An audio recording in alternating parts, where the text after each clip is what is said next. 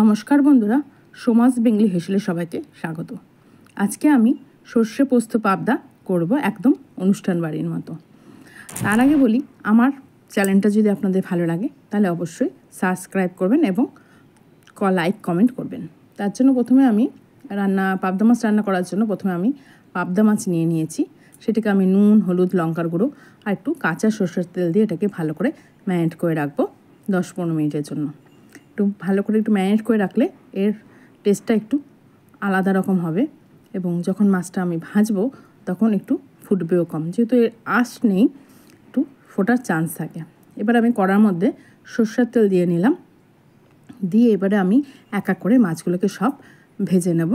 একটু সাবধানে ভাজতে হবে, যেহেতু এই যে ফুটে উঠলে দেখলেন ফুটে ওঠে, যতই করুন একটু কিছু হলেই মাছ ফোটে। এবার আমি এক এক করে সব মাছগুলো ভেজে নেব আর এদিকে একটা পেস্ট তৈরি করে নেব। একটু পোস্ত, সাদা সর্ষে, আপনারা চাইলে কালো সর্ষে দিতে পারেন। আমি একটু পোস্তটা বেশি দিলাম আর কয়েকটা কাজু বাদাম আর 2টো কাঁচা লঙ্কা। এটাকে আমি শিলনোড়াতে বেটে নেব। আপনারা চাইলে মিক্সিতে আপনারা পেস্ট করে নেবেন। এবারে আমি বাকি মাছগুলো ভাজা বসিয়ে দিই। ভাজতে ভাজতেই আমার মশলাটাও বাটা হয়ে যাবে আর মাছটাও ভাজা হয়ে যাবে। খুব একটা কড়া করে ভাজবো না, একটু মিডিয়ামভাবে মাছগুলোকে ভাজবো, যেহেতু এটাকে একটু ভাবা টাইপের হবে, বেশি কড়া করে এটাকে ভাজবো না। পাবদা মাছ একটু কম ভাজাই ভালো।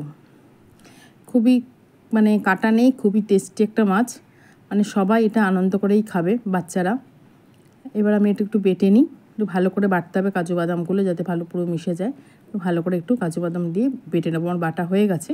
এবার আমি মাছ ভাজা তেলের মধ্যেই একটু কালো জিরে আর শুকনো লঙ্কা, তেজপাতা ফোড়ন দিয়ে দিলাম। দিয়ে যেই বাটাটা আমি তৈরি করে রেখেছিলাম সেই বাটাটা দিয়ে এটাকে আমি ভালো করে নাড়বো আর একটু জল দিয়ে দেবো। এটাকে ভালো করে ফুটতে দেবো। ফুটে উঠলেই আমি এর মধ্যে একটু নুন আর একটু হলুদ আর অল্প লঙ্কার গুঁড়ো, আপনারা চাইলে বেশি করে লঙ্কার গুঁড়ো দিতে পারেন। আমি যেহেতু কাঁচা লঙ্কা দিয়েছি এই জন্য লঙ্কার গুঁড়োটাও আমি অল্প দিলাম। বেশি দিলে বেশ একটু টমেটোও দিতে পারেন। আমি টমেটো ছিল না তাই টমেটোটা দিইনি। বেশ দিলে একটু ভালো হবে, রঙটা একটু লাল লাল হবে, বেশ দেখতে ভালো লাগে। এবার একটু গোটা কাঁচা লঙ্কা দিয়ে দিলাম আর স্লাইড একটু চিনি দিয়ে দিলাম।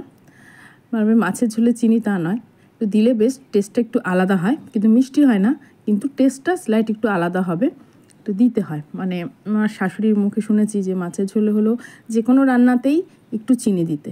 যেমন পায়েসে মিষ্টি রান্না, কিন্তু আমরা সামান্য হলেও নুন দিই, তাতে টেস্টটা ভালো হয় সেই কারণে। কিন্তু নুন তো ওরা পায়েসের লোকে দেয় না, কিন্তু দিলে একটু টেস্ট ভালো হয়।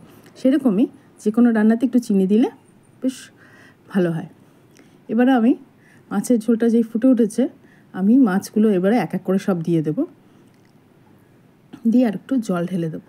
যদি আপনারা একদম গা মাখা মাখা করতে চান, শুকনো শুকনো, তাহলে আর জল দেবেন না। এটাকে ভালো করে ঢেকে একটু ধিমে আছে এটাকে ফুটিয়ে নেবেন, তাহলেই হয়ে যাবে।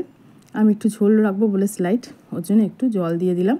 দিয়ে এটাকে ভালো করে ফুটে উঠলেই আমার পাবদা সর্ষে তৈরি হয়ে যাবে। এবারে ঠিক নামার আগে এর উপর থেকে আমি একটু সর্ষের তেল আর একটু ধনেপাতা দিয়ে দেবো, কারণ আমার ফুটে উঠেছে, একদম তেল ছেড়ে দিয়েছে।